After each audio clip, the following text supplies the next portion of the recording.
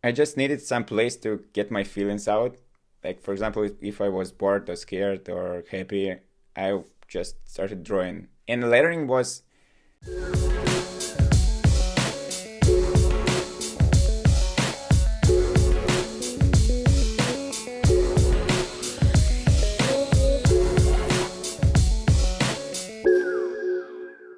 What's up, everybody? Milan is here, and welcome to the Calligraphy Masters Podcast.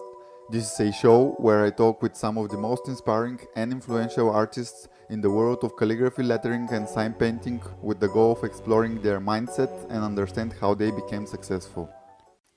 In today's episode, I'll be speaking with Gosha Bondarev about something that I haven't discussed with anyone so far, and I was not expecting to discuss, but it ended up a pretty interesting topic in my opinion, and I think it will be interesting to many of you. So let's jump into this. Hi, dude. How are you doing? It's pleasure to have you on the podcast. Yeah, thanks for having me. I'm doing pretty good. How are you doing? Awesome, man. I'm quite tired. It's been a very long day. Another podcast recording, then being into interview and training, and I'm almost dead, but have to work. Yeah. So, dude, you're a lettering artist, but can you give me some more info about you? Like, where you from? Like, what's been your background? Like, how was your life growing up, and at what point in your life you met lettering or like Yeah. fell in love and stuff like this? Yeah, sure. So I had a background in science. I was studying at school and like with major in mathematics and physics, and then I went to the university to study physics. So my major was geophysics, and I was planning to become like a real scientist. And I haven't been drawing till like 22 years old, I think. Before that, I was only using my pencil to make some equations, solve some equations. And then, so I got my diploma. And on the last year, I started wondering maybe it's not the best place for me. Actually, I went to United States for 3 months, and I think it was like a life-changing experience because I met a lot of people who were really passionate about like different stuff. For example, one of my best friends he's still my best friend, one of my best friends. He's a piano player, and before meeting him, I've never seen anyone being so passionate about their stuff. And that's why I started questioning myself. Am I so passionate about my stuff? And the first answer was not really, because I wasn't like rushing to the university every day. And I decided to give this thought some time, and then I decided to switch to another major, and I went to get my master's degree in economics. So it's not too far away, but still, I was thinking that it could be really different, and it would be much more fun. But it wasn't. It wasn't too good. And after learning how does the university work, it was really boring to try to understand how the market work and some banks. So I dropped out after like 8 months. The only funny stuff was that I asked the permission to write a diploma about happiness. So I was writing my master thesis was math models of happiness. So it was interesting, but it was like really far away from economics. So I decided that it's the one thing that it's interesting for me there. It's not my majors that I need to go away. And then like I was like 22 years old and have no idea what I want to do in my life. So my only progress was that I don't want to do physics and I don't want to do economics. And I just started trying basically everything. Like I tried to sew leather, to make some accessories, to started coding, and I work at the restaurant because I need to make a living somehow. And it wasn't a really good job because like the people there, for them, it was like the best job they can get in the entire life. For me, it was like some stuff for maybe a couple of months. And I wasn't too serious about that. And they were too serious. So, and then I started trying to find at least something that a little bit interesting. And first I started to selling second-hand clothes, which was pretty fun because I got an opportunity to leave this terrible job and sit at home and to just I was going to Finland twice a month to get some old clothes, and then I sell them through our social network. And at the same time I started drawing just for no reason. Like I think I just needed some place to get my feelings out. Like, for example, if I was bored or scared or happy, I just started drawing. And lettering was the choice, I think, because it's a little bit easier to get into lettering than to just like portraits and this kind of stuff. So, for example, if you're sad, it's really hard to start from scratch and draw a sad human being. But you can draw a sad, and people can understand that. So I wasn't expecting anything at that point from myself, because I have this project with clothes, and it was like a side. It wasn't even a side hustle. It was like easy hobby to get my feelings out. And then I think after maybe a year, I started getting some response from people, getting some followers, and I started thinking that maybe I can start treating it a little bit more serious. And it's funny that when I realized it, I get some fears and anxiety because like some pressure was put on it. So it's basically, I think that's how it started. And then I started discovering a lot of people through Instagram doing all this crazy, beautiful stuff. And my passion started growing. You were back then. You were 22 years old, and how old are you now? 28. 28. Okay, so you've been doing like lettering for 6 years. Yeah, but I have some months when I didn't draw. Yeah. Because anyway, but like I mean, since you I started like I think like 6 years ago. Because me, for example, I started also calligraphy 6 years ago, but I sometimes I don't write anything like months, and because I have to do stuff for Calligraphy Masters and I have no time to write. But you're doing the cool stuff, like the calligraphy that you do. It's pretty beautiful. Yeah, that's I don't know. It's just that's what I like, because there are not so many people like. There is Pokras, Said Dawkins, and like a few other people which are into calligrams, and of course I love calligraphy and just writing words, but for me, I don't know, like that's what satisfies me to do those like crazy kind of stuff. I don't know. Yeah. I think most people don't get it, but I don't care either, because this is just what makes me feel good, you know? Yeah, I think it's the most important part, if you enjoy it.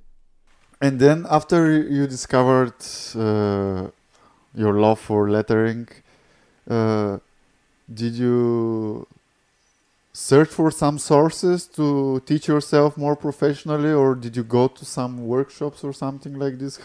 How was in the beginning, like first 1-2 years you studying it? What was the process? So first I was just trying to copy some stuff, and like the stuff that I copied, I never showed anyone. I just kept them on my table. So I basically was just trying to explore it by myself. And also at that time, you know this guy Sean McCabe, who is Sean West on Instagram? He's like a really old school hand lettering guy. Was one of the first one, I think, who was huge on Instagram in lettering. And then he switched to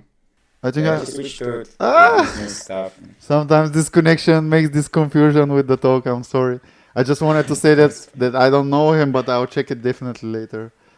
Now he doesn't draw anymore. He just teaches business and productivity and this kind of stuff. But he had a workshop on basic stuff on lettering. So I took it. It was online workshop. So I learned something from him. And I remember that this guy Jan Barnard, who's from Great Britain. He's also was at the same community with this Sean McCabe, and I think he started like exploding at that point. And then, like, I was trying to remember how many workshop I was attended. I've been attended since then. It was like maybe 4 of them, and it was one with look Pakras Lampas was given a workshop at that point, and it was funny that it was on his kitchen. It was only 5 of us, and it was really like talking to friends. So it was cool because nowadays he doesn't do any workshop. No, he doesn't So teach it was cool anymore. that yeah, so I went to his place for a couple of times. And like for me, the main part of workshop is like communicating with the people who you're inspired by. So because all the technical stuff, usually you can search by yourself, but you can be inspired for many years. For example, you were talking to Jacob from Copenhagen Science, and I went to his first workshop in Russia, which was cool. So And, yeah, he's and been teaching when in I Russia? listened- Yeah, he told that his first workshop was in Russia. First workshop ever was here. Oh, could And be. it's funny, yeah. And I was listening to your podcast, and I realized that I didn't know that it was his very first one, because he was so like he was doing it like maybe hundreds of times before that, but it was his very first one. So yeah, and it was like 2.5 years ago, and I still remember what he taught me and his passion about that. So it's really cool. And I also went to Dennis Brown, who's from you know him, right? Yes, I know him. He's like old master. Yeah, but he's like one of the highest level that. And he also came to Russia, and it was 2 days workshop here. It was also pretty good. All of those shops, those workshops, it's been calligraphy, right? Yeah, it's not lettering. Yeah, no, but Jacob was sign painting, and Dennis Brown was calligraphy, and Pakras was calligraphy. Yeah, so I've never attended anything in lettering. But is there actually workshops for lettering? There's some like now it's exploding, but all of the workshop in Russia it's really terrible. But they try to prove you that it will like they write on their website that they will teach you in 2 days what other trying to achieve in 2 years, and they just trying to get a lot of money from you. And every time when I see this advertisement, I check who is the teacher, and usually it's like nobody. The guy who started like maybe half a year ago, which is weird.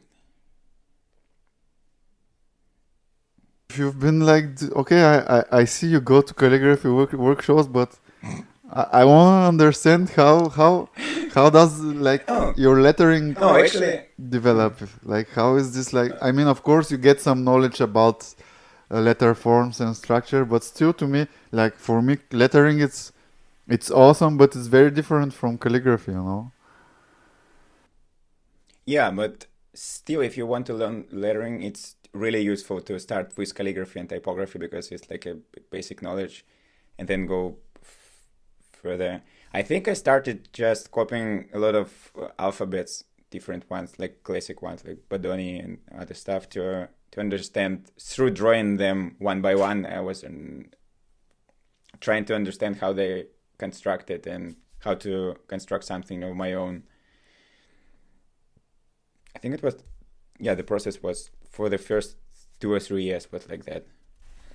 And you usually work only with pencil, or like what are the tools you're using? And what were the tools you were using in the beginning, of course? So in the beginning it was only pencil and micron pens. Now, like I'm too lazy to draw a canvas, so I usually use the pencil, then uh, switch to Photoshop and Illustrator, and then I color it there. But sometimes, like I practiced sign painting last month, even more than before. So I haven't done any like walls so it's usually just papers and papers of block letters and script letters. Because I want to switch to more like serious stuff, like maybe walls. And because spring and summer is coming and it will not be so cold like now here in Russia, and so it will be possible to draw outside. So I think it would be cool. So and also I started using gold leaf lettering, which is also cool. So, but can you not do? Oh, I can show you this. Yeah. So one of the last stuff was. So it's gold leaf on wooden hand. Okay. How long did it take you to make this? I think it's about a week. I had some problems when I need to do some parts again because the finger started moving and the gold leaf fell off, and I need to put the putty inside there, so now it's stuck. But it was quite fun.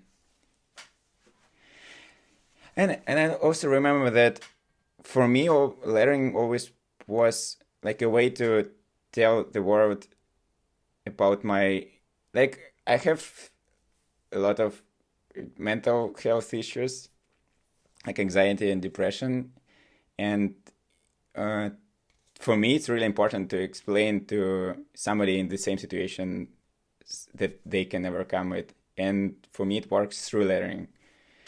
So usually I draw something that I just understood, or I'm trying to get through some struggles, and it's usually like the second voice. I'm drawing some phrase, and I can then read it or see in my feed, and it will like remind me that it's not so bad, or so, which is also cool.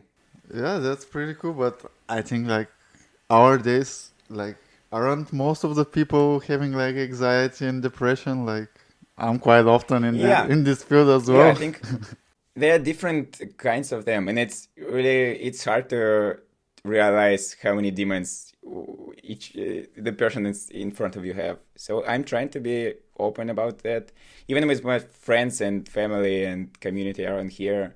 Like I started giving much more public talks lately, and I always talk about this stuff there. And it's funny that it's not common to talk about that kind of stuff. For example, if you broke your leg and if you're going to miss somebody's birthday and you will call them and tell that I broke my leg, so I can't be there, it's pretty fine. But if you call them and say that you have a depression or anxiety and you can't go there, it will be not so normal, because it's still not still like not normal if you talk openly about that, and I want to switch it. So you use like lettering for like kind of therapy or something like this? Because like Yeah, I know like with calligraphy. actually I go to therapy. I have a therapy session tomorrow, but it's like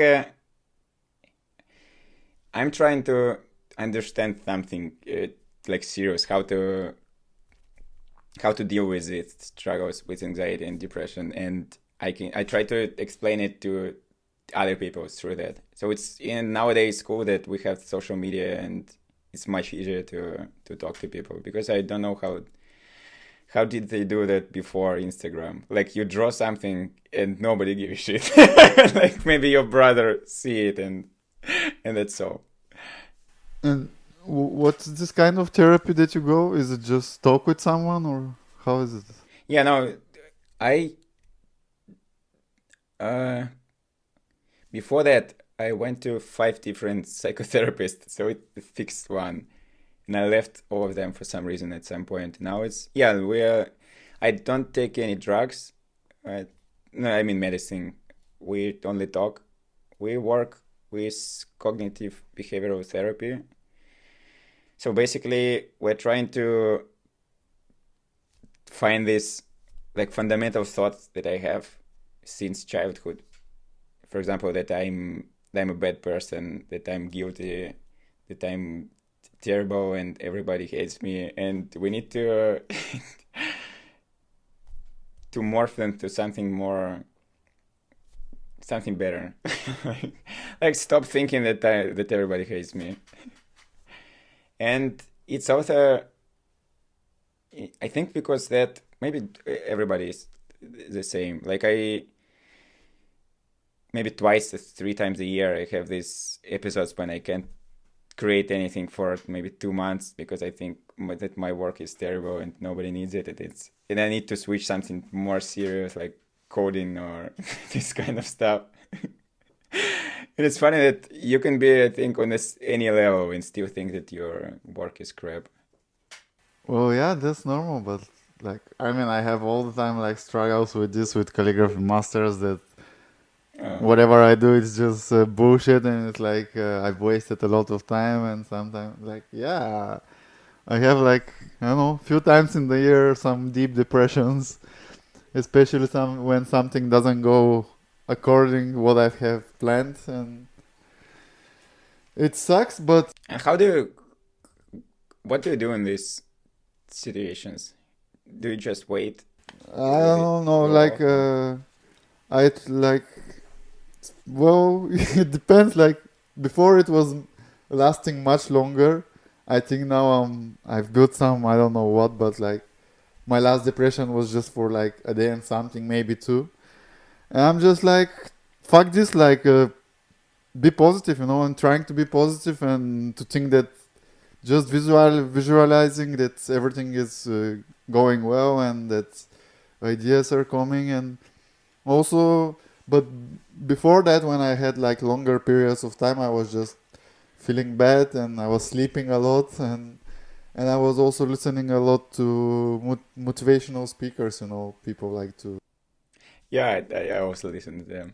But nowadays, I'm just listening to one dude. It's Gary V. I don't. He's Oh actually yeah, I he's like actually him. with Russian roots. I think he's from Belarus.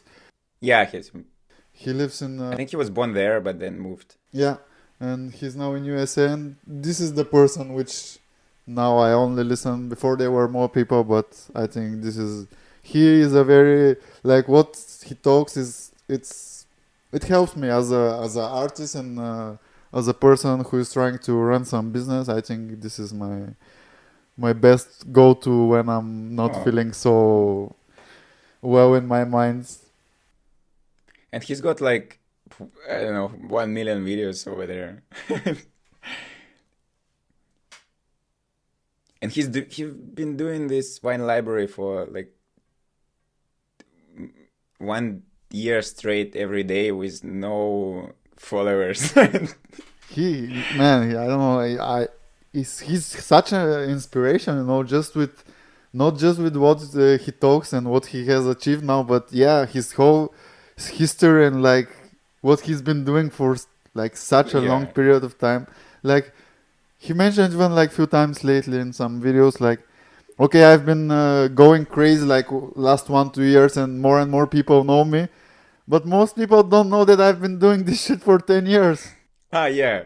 And I'm like, fuck. And when I'm like depressed and I've been doing this for 5 years, and I'm like, come on, dude. Like, I'm doing this 5 years and I'm getting depressions when this dude was doing it for 10 years without almost nobody knowing him.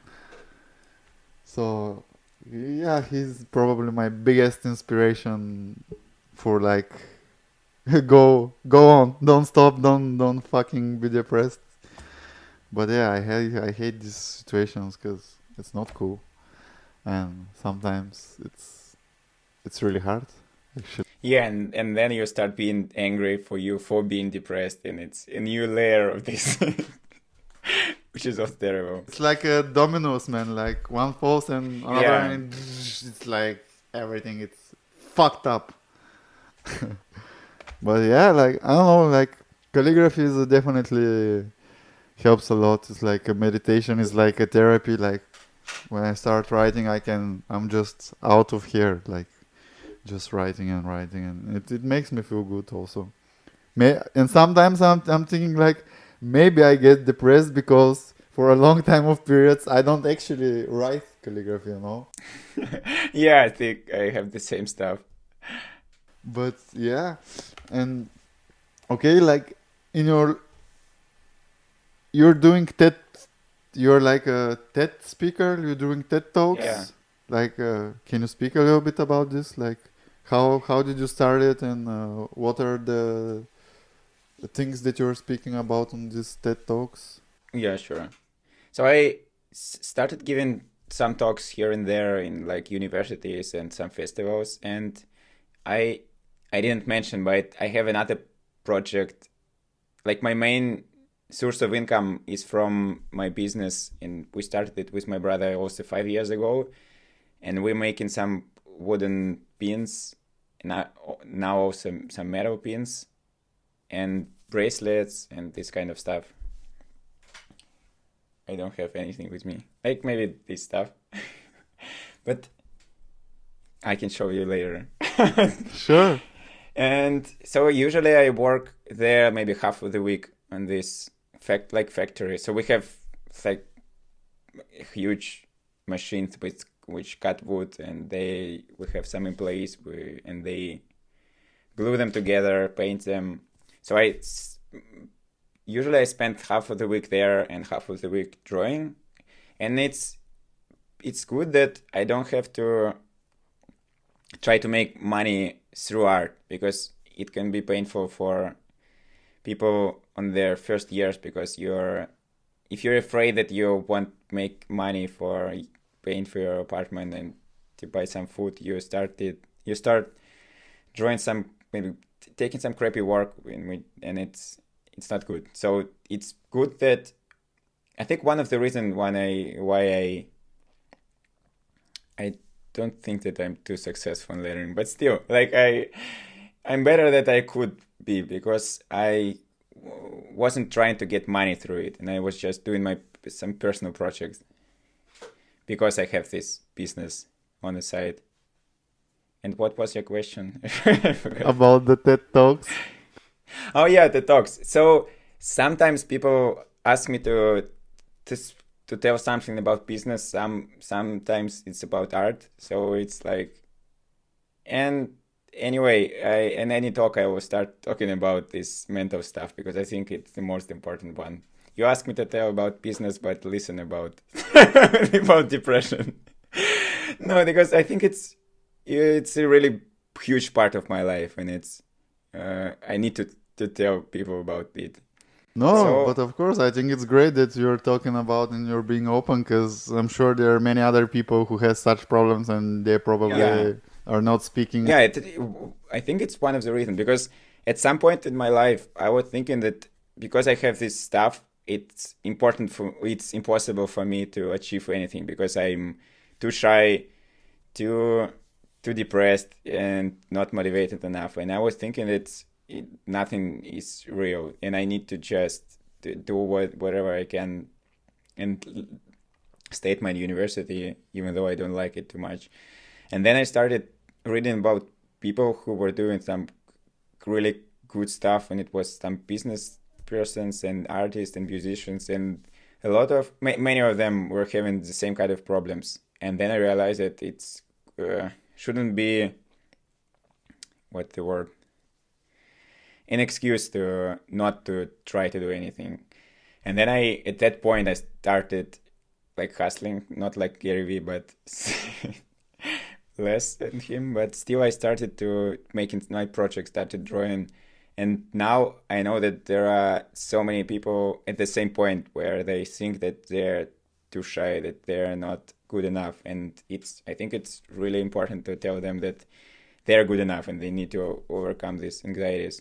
So I was talking about this kind of stuff on some like business forums and universities. And then one of my friends was helping to organize TEDx talk here in St. Petersburg, and he asked me if I want to talk. And it's funny that it was one of my main goals for not only for last year, but it was like, I don't have too many goals for my life, but one of them was definitely to be a TEDx speaker because I really love TED talks, and I also wanted to become a part of that. And like my TEDx talk is with terrible sound quality for some reason, because the the guy who was filming it, he was drunk the night before and he forgot the microphones and I think they recorded it to the internal one and it's so terrible, but still the goal is achieved, so it's fine. And I was at TEDx, I was telling about one accident in my life, and I wasn't.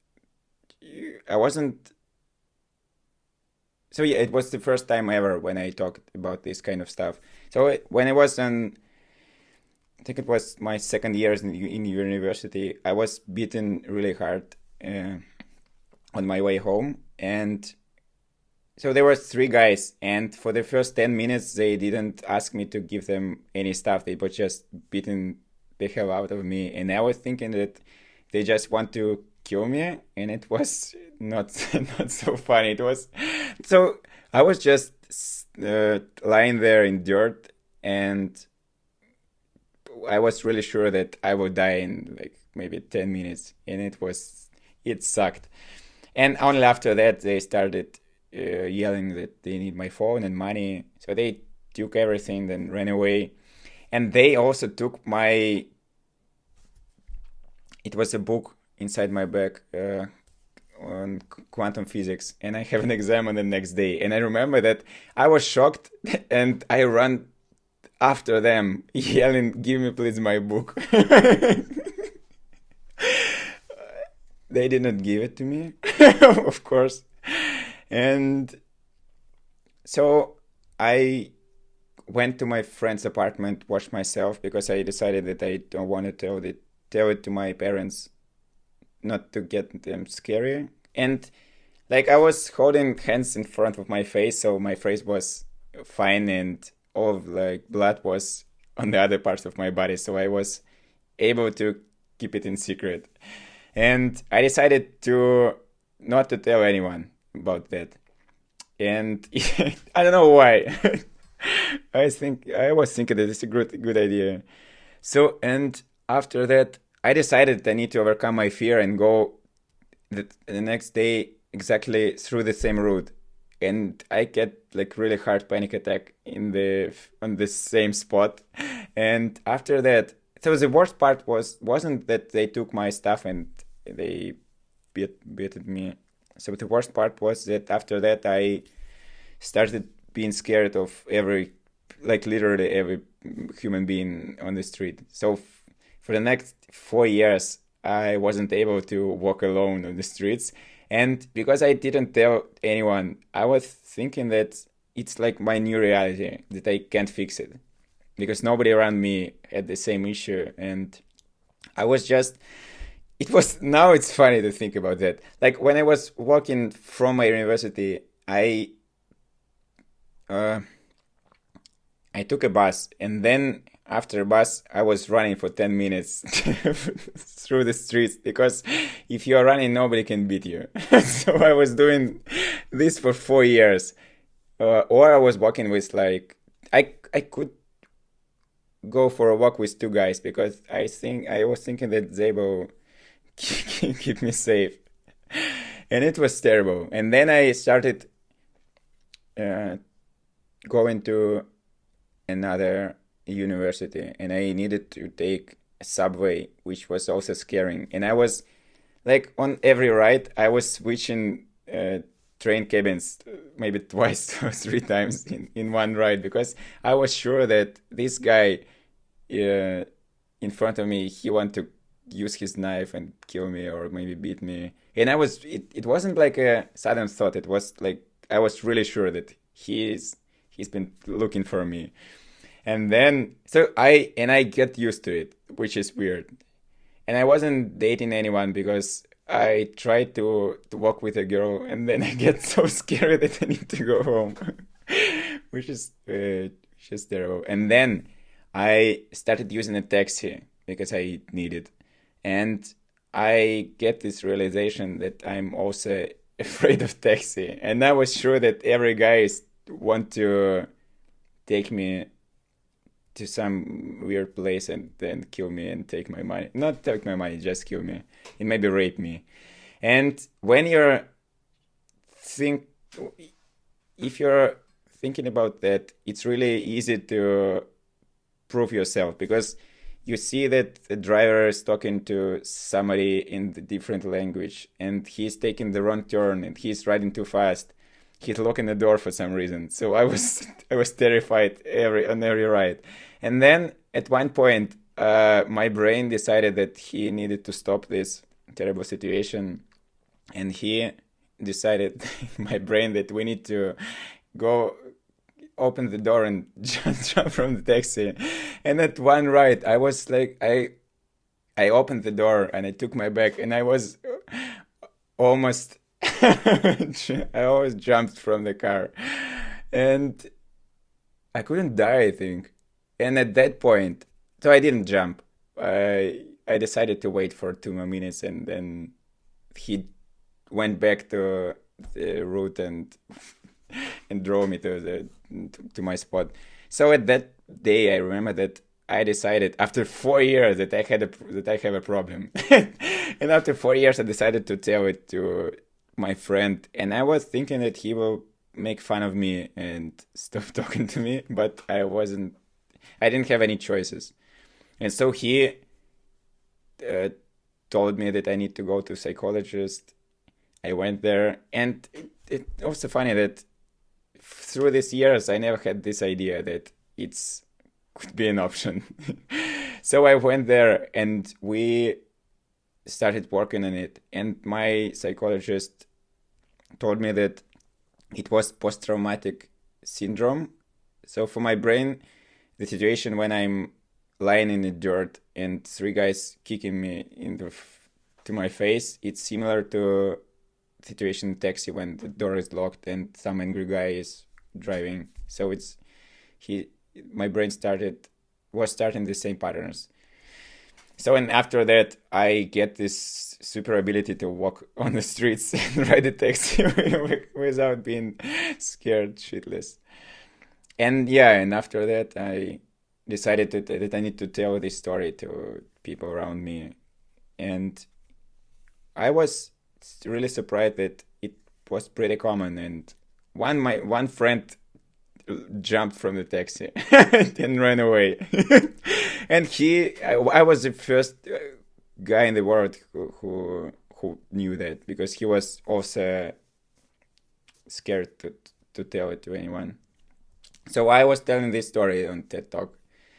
So the main idea was that you need to share your demons with the world, because it can help somebody in the same situation to overcome them. And it's cool that I have maybe 4 people who cried on this TED Talk, and I think it was successful. It was like that.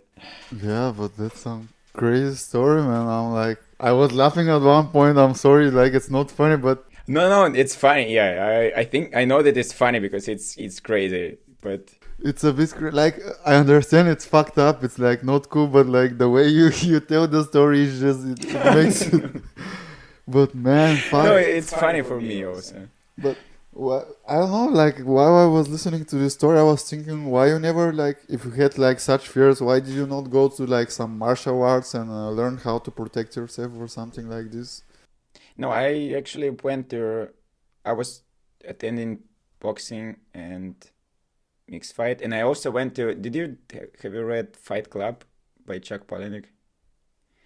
So there was a fight club in my city, and I went there, which is also cool. So you read about the next meeting, the exact place, you come there, and you see a lot of people with some stuff on their, beaten faces, and you don't even say hi to them. You just come and wait next to them.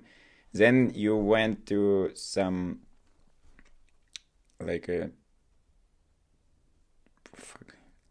gym or a place sporting. Yeah, sport hall or what? Yeah, sport hall. You pay a little bit money to rent it for a couple of hours.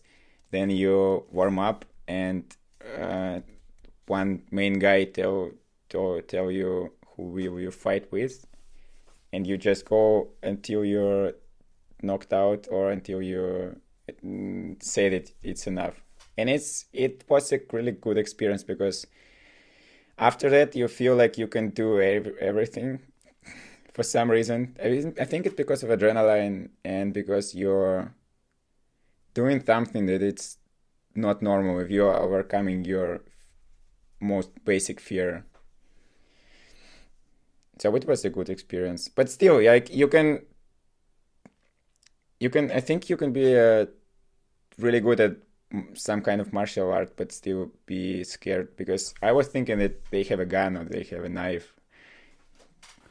But is this kind of crazy shit like a usual thing in Russia? Is like happening to a lot of people? Or? Not too much. Like I have only one friend who jumped from the taxi, but besides that, like I think some fears are pretty common, like about your self-confidence and thoughts about your art. Like I think pretty much every artist have them, but some of them are not so common, I think, which sucks because it's a little bit easier if you know that somebody shared with you, but if you have these weird ideas, it's a little bit more depressing. Well, I don't think whatever you have or like whatever it is, like you never could be alone, man. Like there's like 6 or 7 billion people on this planet, and Yeah. there is pretty big chance But that a it's lot of like them. it's like a trick of your brain that you like logically you know that you definitely can't be the only one from 6 billion people who have this. But when you're depressed, you start thinking that you're the only one and nobody can help you. And so the most important thing that you can do is realize that you are not alone, and you can. That's why you can overcome it, because it's a shared experience, and other people also went through that. And then it's cool that Instagram and art helps you to deal with it, because I can draw something about that and instantly get responses that people are feeling the same kind of stuff, and later we can discuss it, which is also cool. When you do like art based on those stuff, do you just post like the pictures of it, or you also put a story about it in the captions?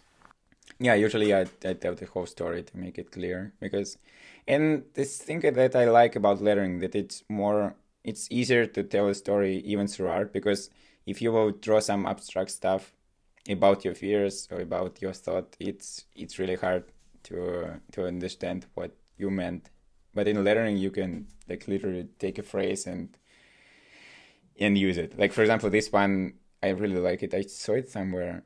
It's in a society that profits from your self-doubt. Liking yourself is a rebellious act, which is, I think, really cool.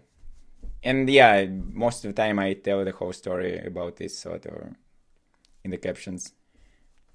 And then you have some clients like it's what I see on your Instagram, like Microsoft, Jameson, Contacte, and like how did you get those clients, and what kind of work did you have to do for them, and how was it like you having all these problems with yourself and then at the same time working with such big brands? So for Microsoft, it was a series of lettering words and numbers for the anniversary video for. No, it was New Year video a couple of years ago. So they asked me to draw lettering for the video. So it was at first it was the first time I wasn't really sure that it's real Microsoft, and I was thinking that maybe it's kind of a joke because the company is too serious to ask me to draw something.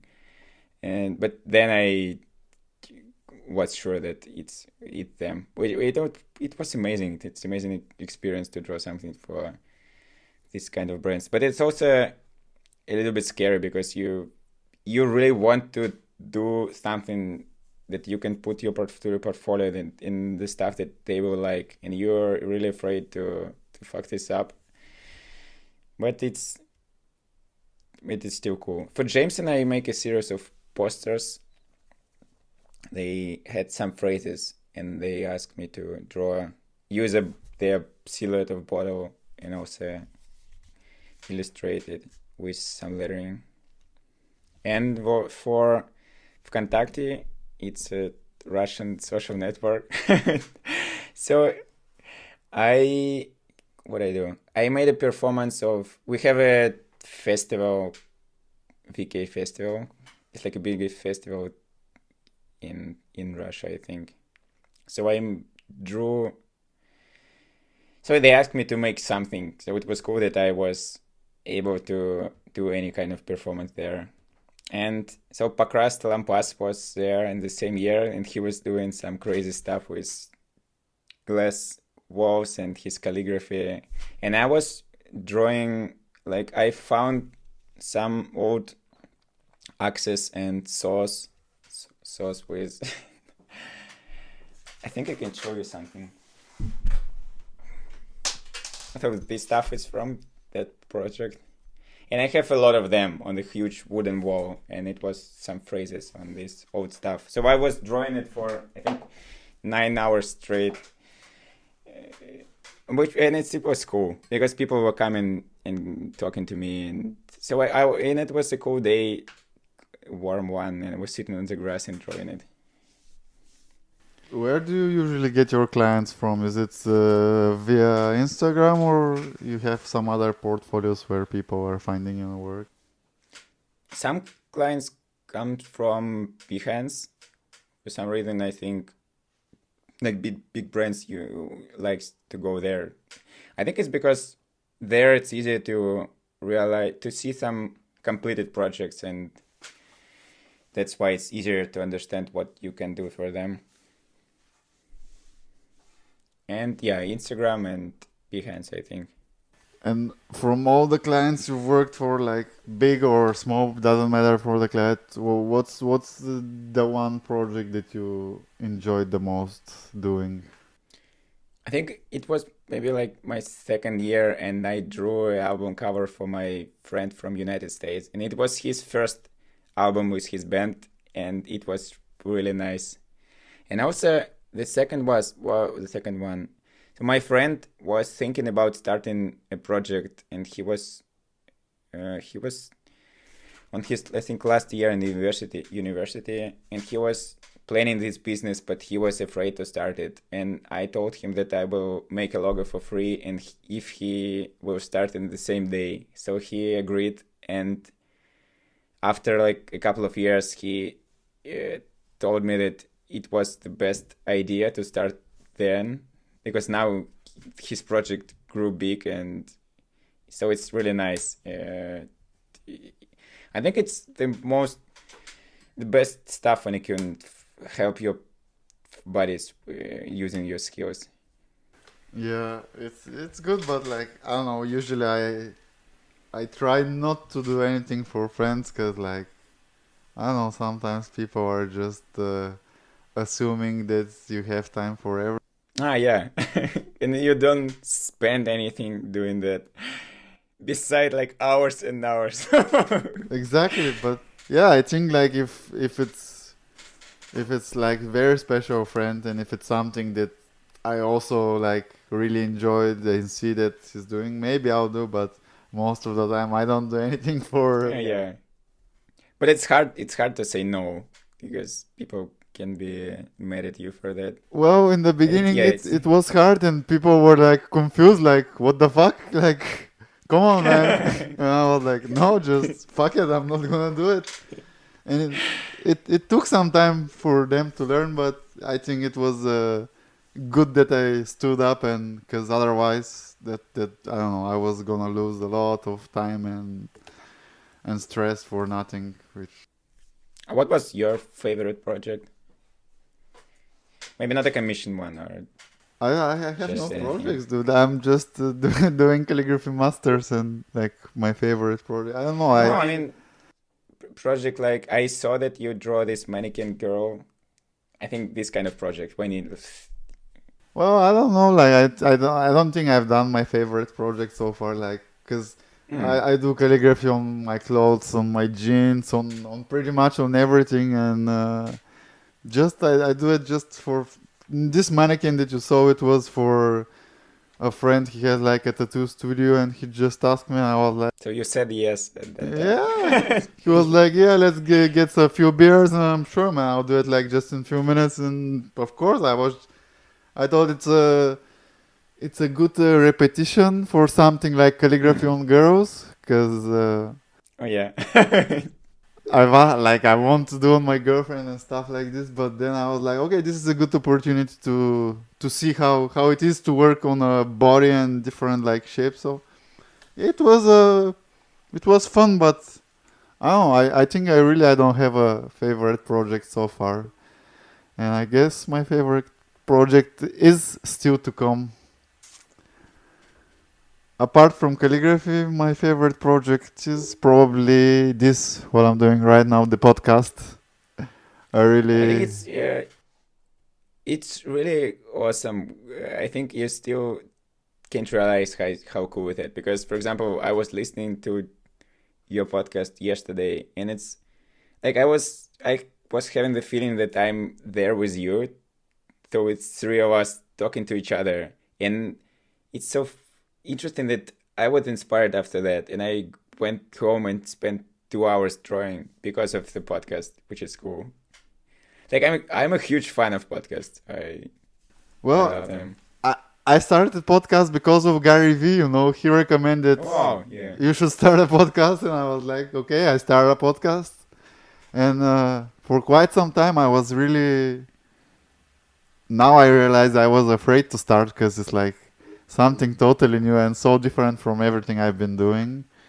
But I really enjoy it, and I think it's super cool. And yeah, I think also people enjoy it. I have like quite a lot of good feedback from people, and not only the people who listen, but also the guests. So I think it's going well. I'm still not so like I'm very not happy about many things because usually when I start something, I do it the most wrong way. I would never Oh. do a proper plan and never. I just start doing and doing stuff, and then in the process, I try to make it more professional, and I do some research, and I see how like all my mistakes, and there is I think it's the main part is that now it exists and people already can be inspired by that and get some value. So I think it's much better than plan it for like a year and start only after that. no for not for a year, but for example, before I started the podcast, I haven't even listened to another podcast. No, yours pretty. Your one is have a pretty good quality. So it's cool. I was thinking that you spend many months listening to other podcasts. No, dude, that's the thing. I Like, think you're doing good. that's the problem. I do always the things in the most wrong way. And I started the podcast, and then I started also listening to other podcasts. And then, What do you listen? then listening to other podcasts, I see like stuff which how professional it's done and stuff which I should do and mistakes that I do, and I'm like, dude, why always you have to do the most wrong way? But yeah, like it's just me, I guess. But yeah, you can improve on the go. I mean, that's with me, man. I'm always annoyed. I'm never satisfied, and I know I do stuff in the wrong way, but still I do like I don't know. I prefer to start and to be not the like it would never be perfect actually, but Yeah. I don't know. I do it because in this case Gary Vee told me like do podcasts. It's gonna be good. And then I realized there is no podcast for calligraphy, lettering, and sign painting. And I always love to be first in something. So I was like, okay, let's do it. And yeah, now I'm in the process of learning stuff, and I some ideas coming for how to change things and do it more interesting. But right now I have no time for it because right now I'm recording pretty much every day and just try to gain some volume of stories and interesting people. And then once I see that the podcast is going well, it's gonna start also improving more. But yeah, it's Oh, it's it's, good. it's super awesome to hear like feedback from you and other people. So if there is also other listeners who enjoy the podcast, please guys let me know. Or even if you don't like it, let me know. Like any feedback would help because any feedback will help me improve it. And Have you met anybody who you're podcasting with right now?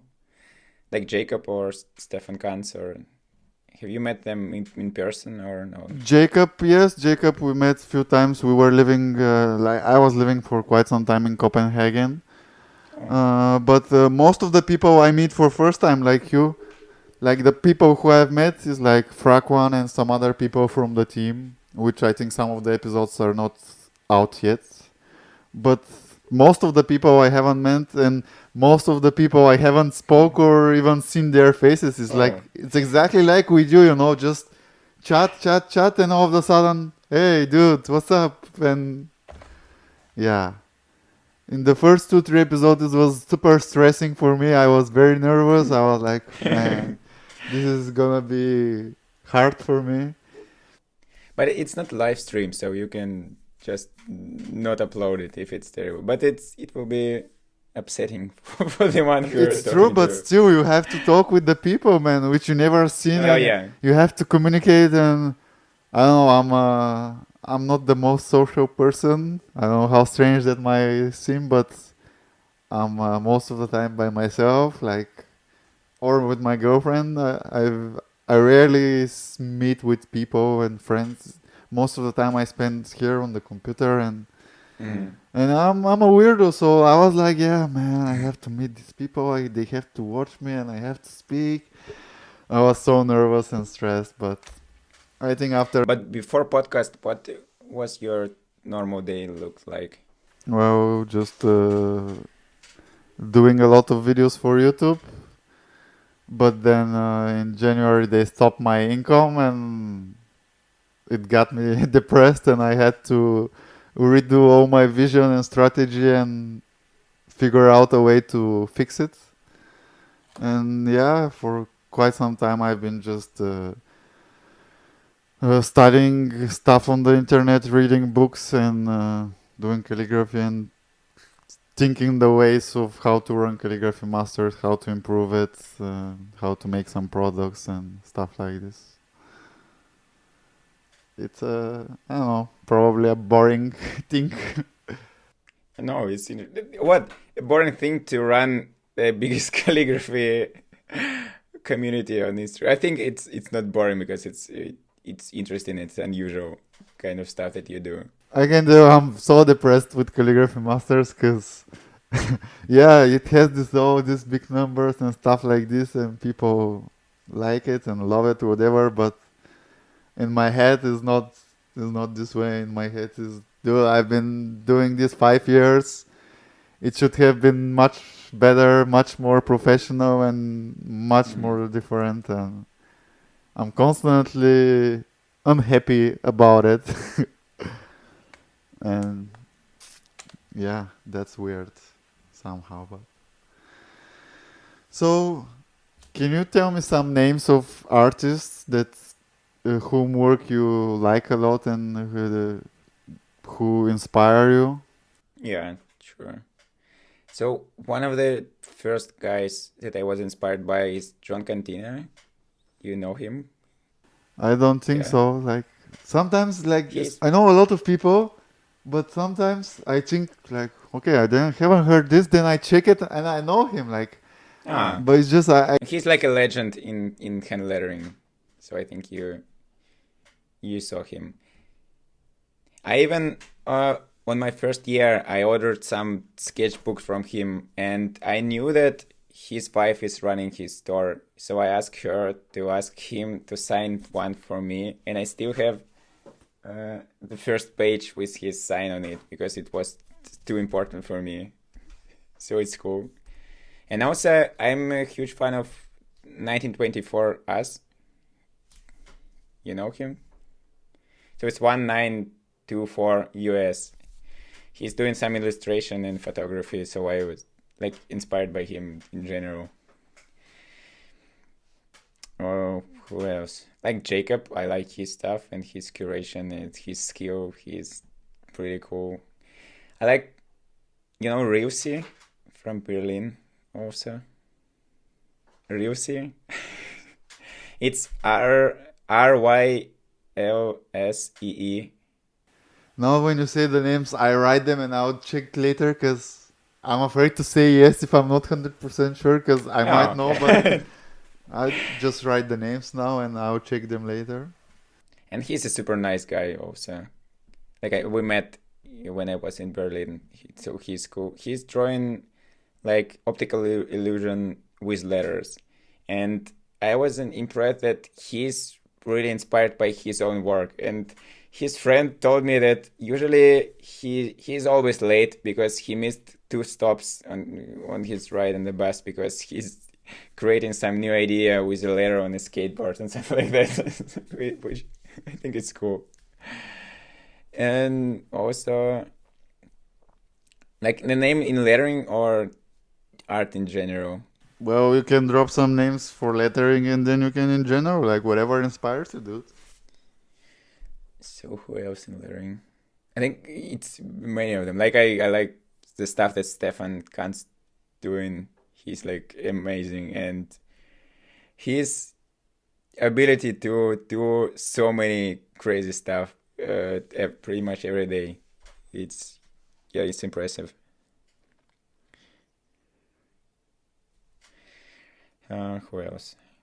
What about Who's my Luca? Because favorite? I see there is like a alphabet poster. Oh And yeah, like, Luca Barcelona. Yeah, but he's not really active on Instagram.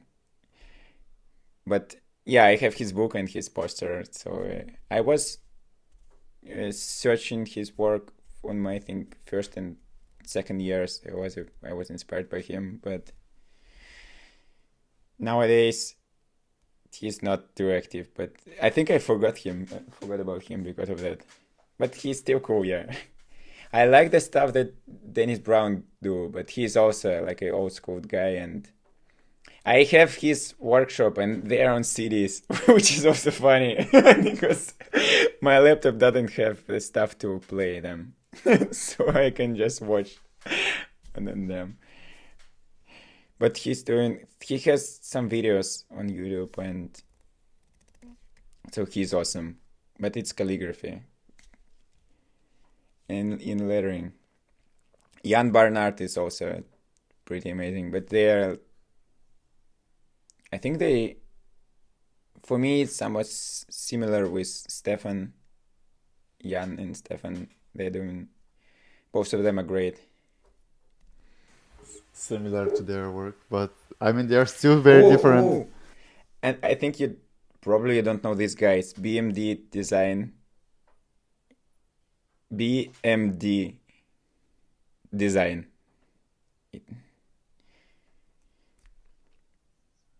He's from France, and sometimes he disappears for maybe a year, and then he posts some crazy work and then disappear again for some reason. I don't know. So he's like a sea, like waves coming and going. Yeah, and only works on the black, I think, background.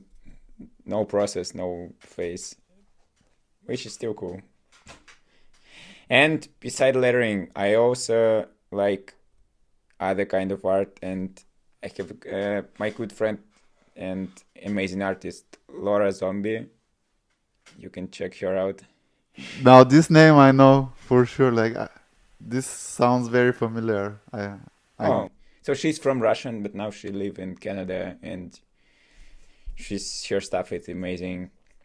And also Tanya Shatsova, she's like she make like surreal arts, and I can't explain what it is, but it's really deep and meaningful, which is cool. I think I forgot a lot of people, but yeah, I think those are quite a good number of names. So I think it works. Like, can you tell me like how much time you spend daily on lettering? Like, It depends, but I think I will feel good about myself if I will spend 3 to 4 hours a day. And like sometimes it can be 16, but it's when I have important project and or when I inspired and I want to complete something really fast. So something like that. But on weekends I work more because I have more time, more free time, and I usually prefer to sit at home. I don't go out a lot, so it's easier when you live in this way because you don't have to spend too much time with your friends, so you can just spend all your time in front of your table. And I will say it's hard to count the time. So, as I told, I spend half of my week doing another project, but sometimes I draw there or design some stuff. For example, I can design some metal pins, and I'm not sure if I can uh, count that time spent on lettering or not, because it's lettering, but still not the same kind of lettering as at home. and what are your goals or dreams like with lettering? Like, what do you want to achieve, or like, at what point do you want to become like or do like? I don't know. How do you see? Are there any dreams or goals that you have connected with lettering? I I have a weird dream that I want to draw a cover for a book because I'm a huge fan of books, and I want to have a book which would be on the best selling in New York, and I want to go there and take a picture with this book in New York. I don't know why. And what else? I also, do you know the band Sigur Rós? They're from Iceland. So I like them. You can check them out. They're like amazing. And I have a dream to draw an album cover for them. I even don't listen to them too much now, but I got this dream 2 years ago and I need to do that. And also, what else? Uh, like because I'm doing different kind of stuff, it's hard to me to get one exact goal because I try a little bit of sign painting, a little bit of calligraphy, a little bit of lettering, and I'm still in the process of realizing what is the perfect place for me. But maybe there are no perfect place. So I definitely want to draw some walls this summer. So it would be good to draw a huge wall with my lettering on the streets of my city. So basically something like that. And what about you? Do you have a goal in calligraphy, or you now only focus on podcast? And I have so many do goals and dreams. do you want to make an episode with Gary Vee at some point? Wait, I never thought about this, but this is cool. Yes. He actually sent me last year a pair of his sneakers. Like, Really? yeah, How did it happen? he released some cool sneakers, and they contacted me on Calligraphy Masters on Instagram, and they were like, "Yeah, Wow, that's cool. do you want to get the sneakers, and you can do some calligraphy, and we will use them for a video trailer." I was like, "What the fuck is this for real?" And then I got them, but because of customs in Bulgaria, like fucking bullshit, like it got too long to receive the sneakers, and Oh. when I received them, the video already was out. And but yeah, I have Gary V sneakers, and No, it's still cool, yeah. But it's now. I think it would be easier to talk to them because they already know about you, and yeah. But which is yeah, cool. that's well, I should write this. I never thought about it. That's a good idea, dude.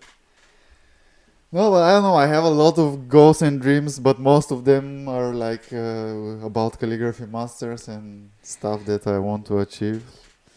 I have a lot. Like, I know some people have like some goals, and man, I have way too many goals and dreams. Like, I'm like, fuck. Do I have enough time in my life to do everything? But yeah, I have plenty. But doing that, I think you will achieve much more. If you have like 100 goals, you will achieve 50, and it will be still cool. Yeah, like I think it's very important to have goals and dreams. Like it's something to motivate you to keep forward, no matter like what's happening.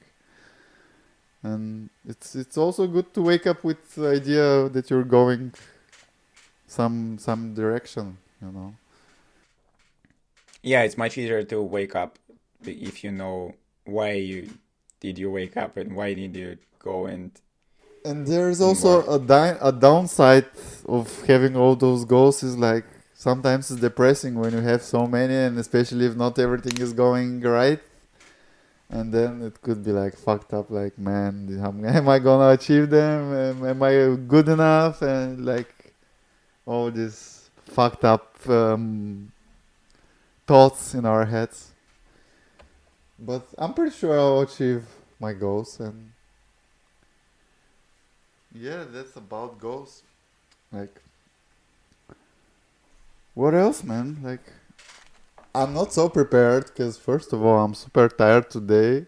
Second of all, Oh, I was expecting a question about books. yeah, the way, I And had actually a question about book, but then we start talking about something else. That's the thing. Like, oh, sometimes I'm prepared for the podcast, but especially today, like we talked like yesterday about the podcast, and today oh, we're doing it, and oh, yeah. in most of the like pretty much everyone that I'm inviting for the podcast, we like make a schedule and then we talk like in some days, a week, 2 3, Oh, and you're the first that it went so fast. So it's cool. but yeah, about So books, talking about books, talk like about books. I'm so prepared that I have a book over here. So I think my favorite book is this, definitely this one. You know this? Yes, I have it. Oh, it's cool. So it's like all-time favorite. It's so cool. Like I keep it close to my table because it's easier when you're stuck or you need some idea. You can go there and it's better than oh. So if you have this book, you know John Cantina because he's here. This one. Yes, But man. But now there's no photo of him. I even forgot that I have the book now that I saw it. Like when you show it. And I also like speaking about inspiration. I like this guy who made this book. He's also a sign painter. I think you saw him. He draw this kind of letters like 3D. So this book is my favorite. Also, I like the book by Luca Barcelona. It's like the book is like a work of art. It's perfect. I never seen it. Like I've seen only like covers or some pages online, but Oh. I don't know this one. And also, I bought when I was in Berlin. I bought a book by Niels Schumann. How to pronounce it right? Yeah, Yeah, new shoe. this book is also cool. I have one from Calligraphy. It's the very first one, and It's a black one with N on the cover, or another one. wait, ouch! Like just a sec.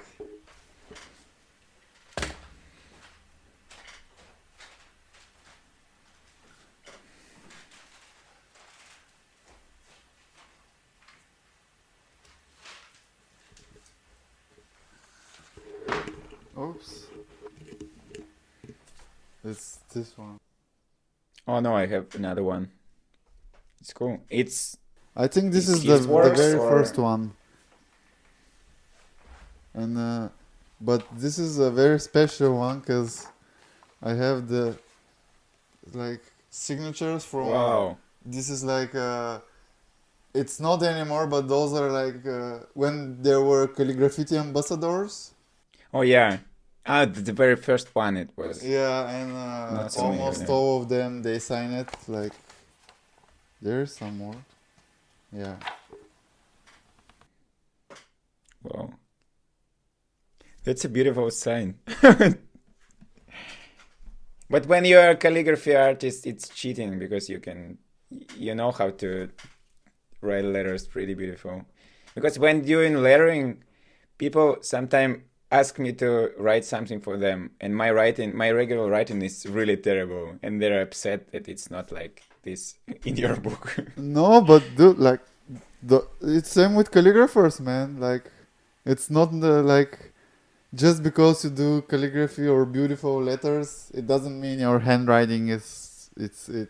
No, still, but at least you can use a calligraphy to write Of course, your signage. if you have knowledge, you can improve your handwriting. For example, Theo's one, he has like amazing handwriting, but I think because he was doing something to improve it, and you can see like calligraphy influencing his handwriting. But I know many calligraphers, and even me sometimes I can write so fucking ugly, man. It's like calligraphy or lettering, it's very different from handwriting, and I don't know, many people don't understand this, and they should, because it's different things working in set. In calligraphy you have some rules and some special tools, while handwriting is just the way you're usually write naturally, and there are no rules and stuff like this. Probably there might be rules if they teach you in school, but still is not necessarily to be something awesome. And I also started a book from the previous podcast that Jacob suggested to read, sign painting course, and it's amazing. Like it's really old, but it's beautiful, and so I think it's not a good idea to to answer the question about the book using the answer from another episode. No, but why, man? I think it's great, because now if like other people are listening, they'll see like. Oh yeah, you definitely need to check it out. And it's free. You can download the free PDF from the archive.org. So you can just Google the name of this book. Man, like I should check it as well. Like I do the podcast. podcast. Now you have. But I don't do most of the stuff that I like people recommend stuff like books and things like this, and I'm like, yeah, I'll check, and then I don't check. Sometimes like even I forget what people have talked. Like I think you or like it was Eddie today. I don't know. One of the podcasts was giving me it was you today that gave me some example from something that Jacob said, and I was like, oh. I don't know. I think it's good to put these books and other stuff from the episode in the caption, because it's easier to go there. And also, like, I usually go to find some inspiration in lettering on Pinterest. I'm like a Pinterest fan. I created a lot of boards over there. There is somebody else I spoke like lately. I don't know if I released the episode yet. I think Stefan was talking about using Pinterest. But with book, it's a little bit easier, because you're looking for something. Now book is over and you can go and draw. And if you're on social media platform, you're scrolling and it's infinite, and you get depressed that you are terrible. There are like millions of great work. So it's a little bit better with books. Yeah, it is. Have you seen the Design of Words book?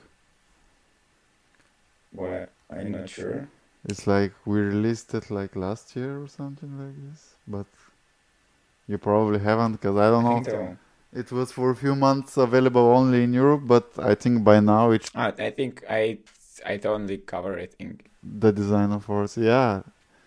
But yeah, I have in mind. And I also saw this. I was in Scriptor in Berlin, and Adam get the same poster. This one? Yeah. It's the Calligraphy Masters poster, man. Yeah. Yeah. Yeah, it's beautiful. And actually, in his studio, they're available to buy the very first posters. Like they're numbered from 1 to 10. Like from number 1 to 10. I think 1 or 2 are gone, but not sure which numbers. But yeah, the very first numbered posters are at his studio, and people can get it from there. I have another book that I think everybody must read, but it's not about calligraphy. It's just literature. But it's like I usually inspired by other stuff, not by lettering, just like by literature and music and other stuff. So this book is by Henry David Thoreau, and it's called Walden or Life in the Woods. And I read it literally every year. I think one time a year. It's about I read it and figure out by yourself what it's about. Okay, I'll check it. No, Like, it's really beautiful. I love reading books. I read a lot of books actually, and I have a goal for this year to read 70 books. Wow, Cause last it's year, more than one book a week, right? well, not exactly. Like, so far this year, I've read like 5 books or 6, something like this. But it depends. Like, depends how we go. But the thing is, like last year, I saw a video of PewDiePie. I don't know if you know him, like the biggest Oh YouTuber. yeah, sure. I think everybody knows him. And the thing is, last year I have read like 2 or 3 books only, and usually I read more, but I didn't read so much last year. And then in the end of the year, he made the video and he was like, "This year I read 70 books." I was like, "Fuck!" I was like, "Man, I have to read 70 books next year." So one of my goals this year is to read 70 books. And yeah, I love reading books. Like, it's fun to like. I always like wanted to speak with Oh, one second. people about books, like if they read and stuff. Oops. So it's funny because in every episode I want to speak about books with the people, but not books like about lettering or calligraphy. But if people read books, because I'm really interested, because like I told you, I love reading books, and I'm really curious how many other people doing like calligraphy, lettering, or sign painting are actually reading any other books than art books, you know. No, I'm a heavy reader. Like I take book with me every day, and I read. Yeah, I think I read every day. So I can't pretend my life without books because I've been reading for so many years, which is cool.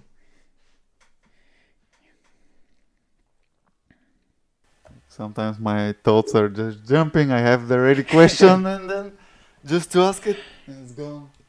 Come on, what I wanted to ask. Oh, speaking about dreams, I want to make a book, and I want to go to a book tour. It's one of my dreams. For some reason, I want to go and to several cities and sit inside the bookstore, sign the book made by me. I don't know what it could be about. About lettering, or Maybe. you want to you want it to be an art book or like Sorry. a book to read? I'm still not sure. Like I had an idea. We spoke with one psychotherapist, not my psychotherapist, but another one. So, and I was thinking about making a book about mental illness. So my idea was that he will write some science stuff, and I will draw every phrase with some illustration to explain to people what it's all about and how to deal with this stuff. But then we freeze this project.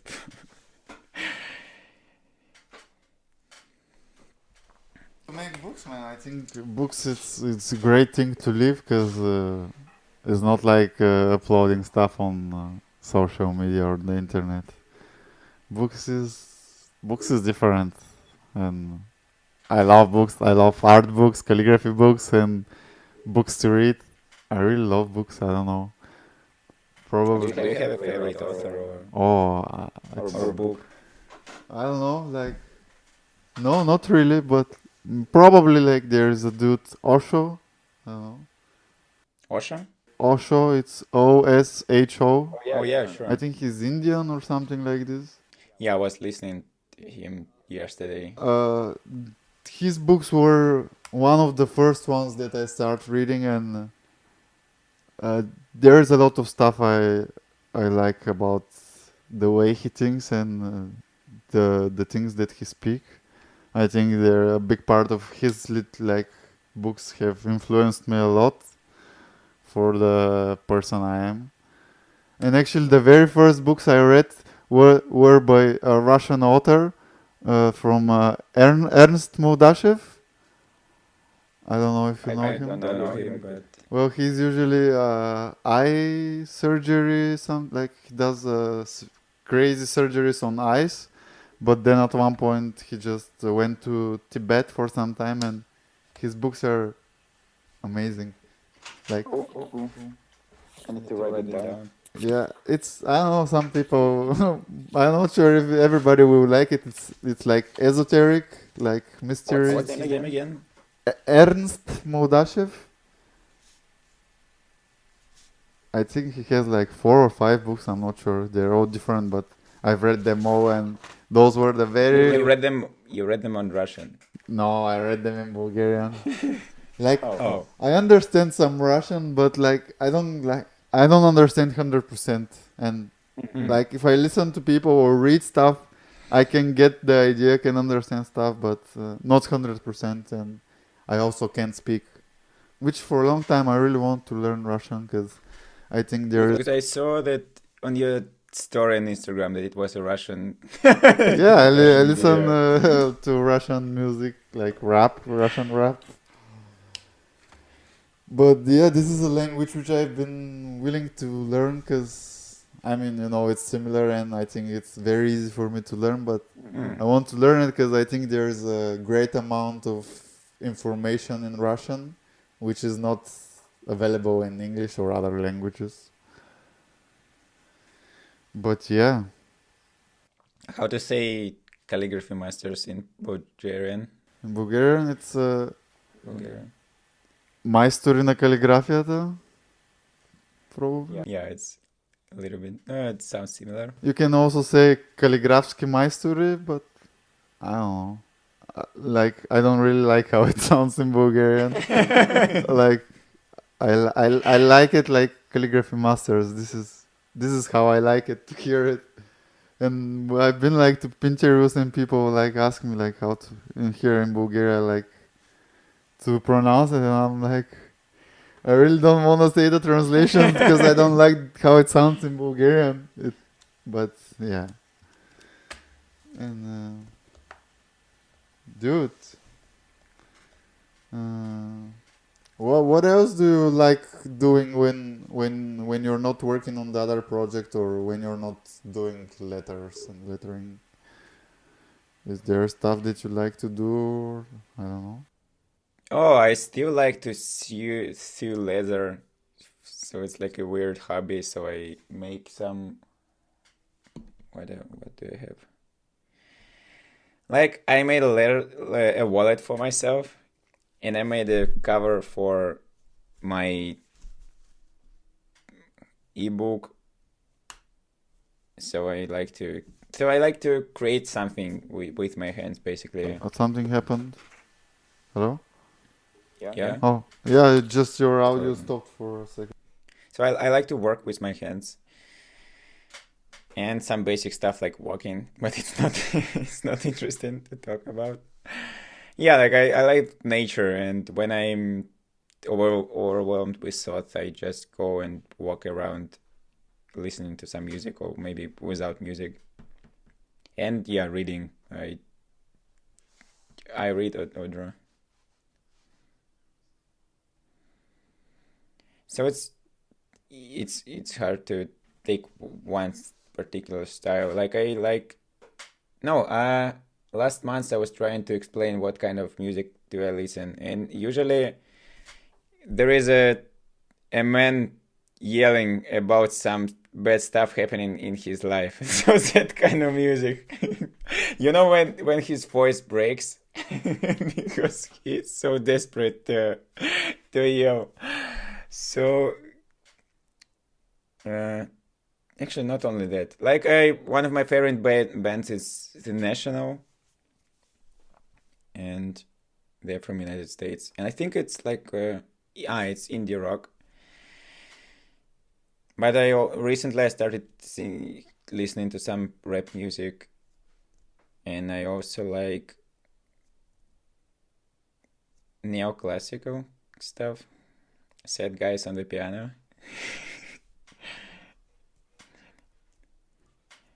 And do you like to listen to music when you're like doing letters, or you prefer to do it like silent?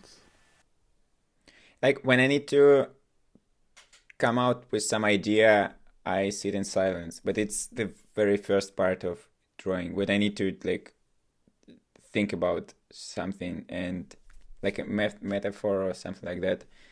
But then I start listening to music or some podcast. And oh, another question can be about podcasts. I don't know if other lettering calligraphy artists listen to them, but I have one favorite podcast called Radio Lab. Okay. What is it about? It's basically it's about science, and it's kind not serious science, but science applied to normal life and some interesting. So it's about everything, but it's like just interesting. Man, it's funny because I realize so many people listen to podcasts, and I told you like until a month ago I haven't even listened ever to a podcast. And now all of a sudden I like make this podcast and speak with people, and some of them are like, "Oh, you should check this podcast and this podcast," and I'm like, "What the fuck is like? Is everybody listening to podcasts except me?" And Stefan Kunz recommended me a very nice podcast. I think maybe you will like it. It's very also motivational and stuff like. Just let me know. Let me find the name. Just a sec. And I listened like I don't know. I listened like 20 episodes or something like this at once, and it's like some episodes were like 1 hour and something. I was just all day listening to this podcast. Is it about design or what? Lettering? It's I don't know, like different stuff like about success and how to do different stuff and how to act in different situations and stuff like about many things. But it's a very cool podcast and useful. It's come on, it's a joke, man. Like I opened my messages with Stefan and it's nothing. Like I don't know what. You didn't talk to him. It was a dream. Nah, just some bugs of the either the phone or in the app. I don't know. Like I'll find it and I'll send it to you because I think you might like it. I'll ask you. And you listen quite a lot to podcasts, huh? Yeah, I listen to. There's another podcast about design and this kind of stuff called Future. It's like future without E on the end. They have a YouTube channel which is huge, and also they have a podcast. Okay, I'll check it. Sounds like interesting. What else? Yeah, Joe Rogan, of course. I think his is the only podcast that I'm actually watching. Like the other podcast, I truly just listen, but his podcast, I only watch on YouTube. I don't know. Yeah, and have you seen the Gary Vee episode when he wasn't his guest? Huh.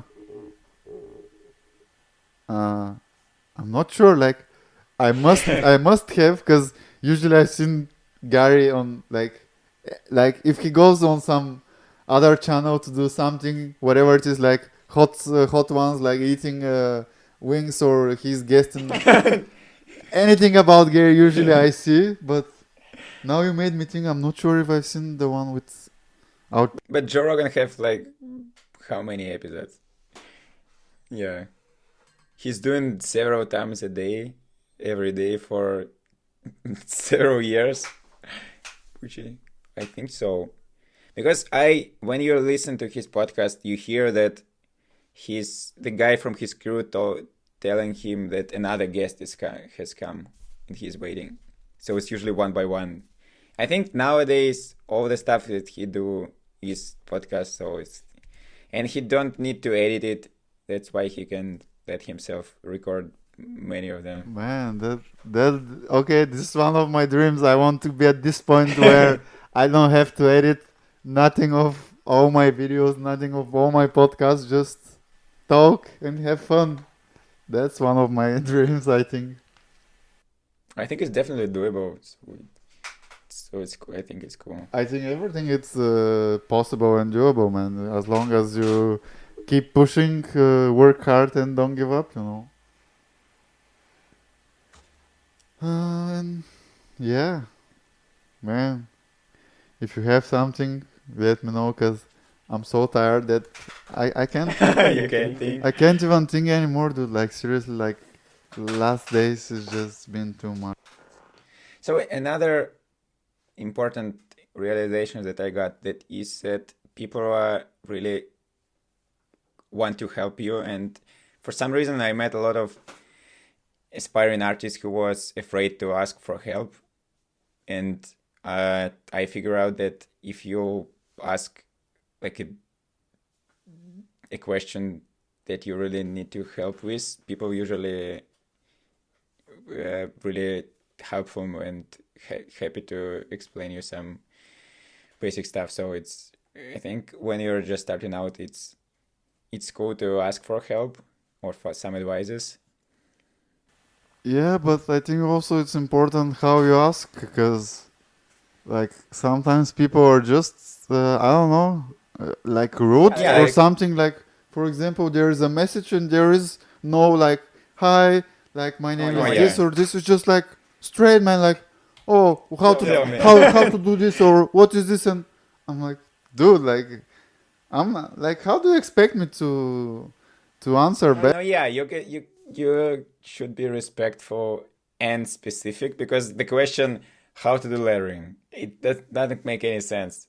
But I remember that I was asking some sign painters what brush to use if I just starting out, and they were sending me some links to buy it. So this kind of question, like usually you can Google them, but sometimes you can ask for help.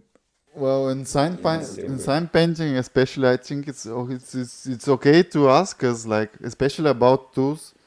I mean, in calligraphy you have quite a lot of variety of tools, but sign painting it's quite different because the tools are specific, and Yeah. it's more delicate to get like a good one. So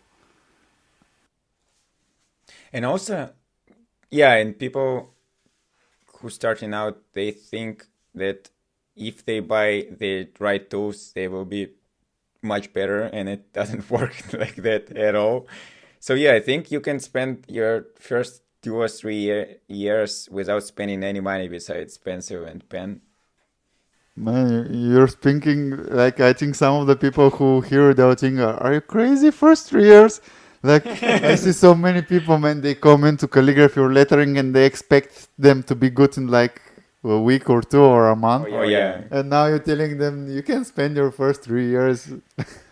Like I get it, but But still, yeah. No, for me, it's also, it sounds a lot, but when you're like 5 years in, it's, and you're still far away from perfect, you realize that it's a long road, but it's man, a fun one. we're learning and improving all lifetime, man. Like I don't think there will be a point where you feel okay. I'm good now, and there is nothing that I can improve more. You know. So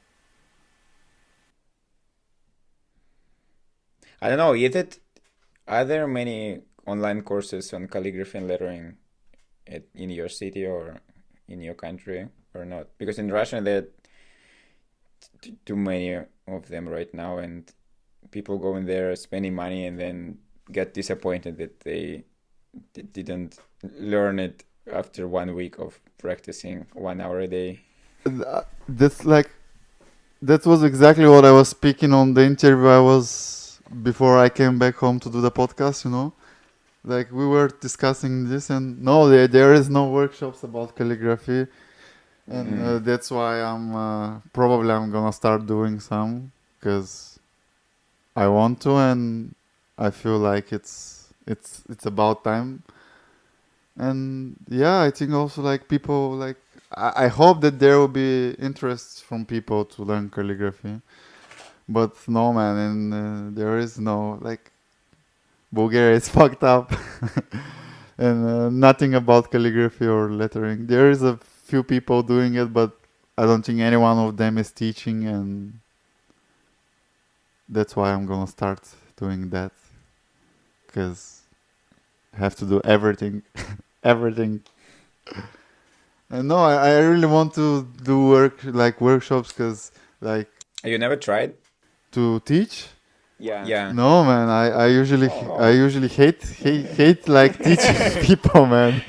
Like I hate explaining. This is very annoying for me, like explaining. But I hope because like this is now my passion that it won't be the same and that I would enjoy it. And from everybody that I speak with on the podcast, like everybody is like w- they love workshops.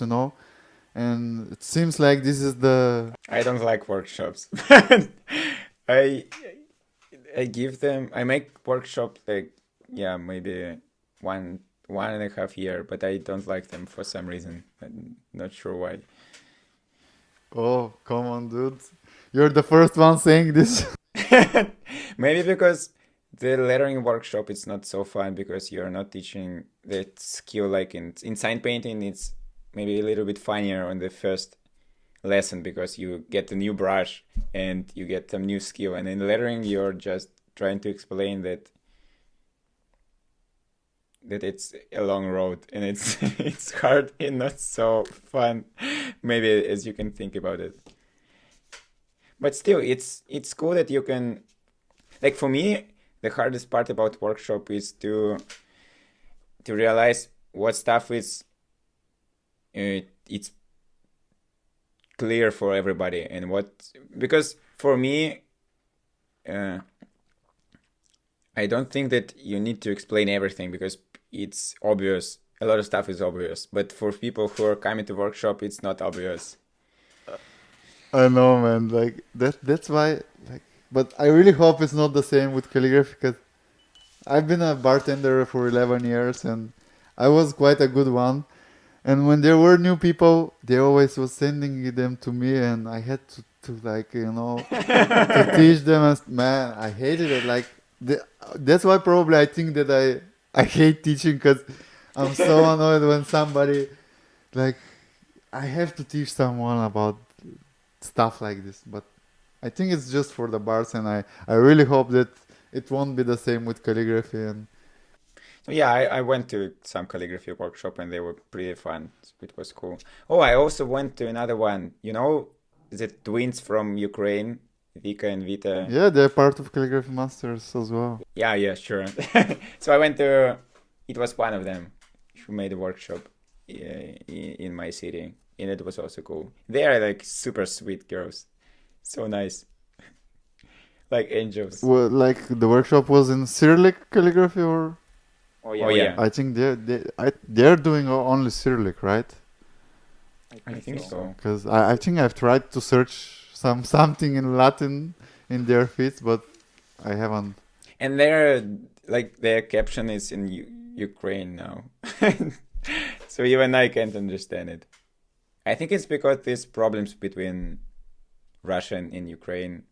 And when one of them went here to make a workshop, they didn't post it about it on Facebook and Instagram because the guys from the community, local community, was against their decisions to go to support Russia making the calligraphy workshop here, which is so stupid because like people who attended the workshop don't give a shit about politics. They are not teaching it to Vladimir Putin. So it's stupid, but they decided that it's easier to keep it in secret. But isn't like Ukrainian and Russian like quite similar language? Like isn't very similar? Yeah, it's similar, but some stuff is you can understand most of the stuff, but some stuff is different, and they have some different letters. Well, dude, if I think it's we should wrap it up because Man, I really enjoy talking with you. It's super No, cool. yeah, it's really cool. It's super cool and like, man, you've blown my mind with some of the stuff, and I think it's super cool that you spoke about all these things. I think, and I hope it will be helpful for many people. Like even myself, it made me think, cause man, I told you I always get in those situations like stress and depression, and so it was really interesting for me to hear it from other person and like speaking it so open about it, and I was like, it made me realize some stuff, so I'm pretty sure it will be useful Oh, for cool. some other. No, for me it also was really cool. It's so interesting, Awesome, and and I have more episodes to listen of Calligraphy Master Podcast. sure, like I've like, what's it, it's Thursday, like this week is coming, I'll upload episode 7, and I've actually, this is like the one we're recording right now, it's probably number 18 or 19. Wow, did a lot of. It's funny that like I listen to different podcasts, but your one is the only one that I really like waiting to the next episode to come out, because other stuff is like I know that it's there and I can choose some of them and listen, but your one I want to listen to every one of them. It's yeah, I like the, and also I forget to talk about this stuff that like community in lettering and calligraphy, like all the stuff around words, it's still not too big, and now you can come to another city, another country, and message to somebody who is also doing not even your style of lettering or your style of calligraphy, like different kind of stuff, but you already have something to talk about because of this passion, which is also really amazing. You don't have it in other kind of art, I think, because if you will come to another country and message somebody that I also draw, and the person will answer you, oh, cool. It's true, actually. I was thinking earlier about this because, like, I was in doing an interview for a hip hop media, hip hop site, and the dude who is running it, he was explaining like how crazy it is, like how people attack each other and stuff like this. And I was sitting there and I was thinking, man, like we, like the community of calligraphers, like lettering and signpaper, we're so like together and supportive to each other. And I'm like, damn, I'm fucking lucky to not have this thing and to be in the place I am. So you're right. I don't think they have it in other as well. Like, and this is strange. Like, why is this? Why is this? Maybe it's too many of them and they're competing with each other. Not sure.